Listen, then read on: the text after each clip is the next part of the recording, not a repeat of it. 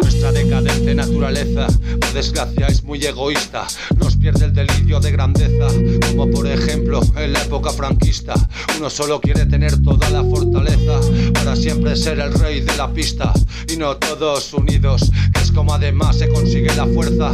Ahora son individualistas, esto es una puta mierda.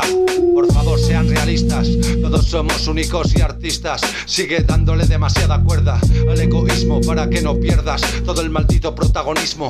En el juego crees que ganas, pero al final siempre te pasa revista esta mentalidad pagana. Ojalá desista, te lo ruego.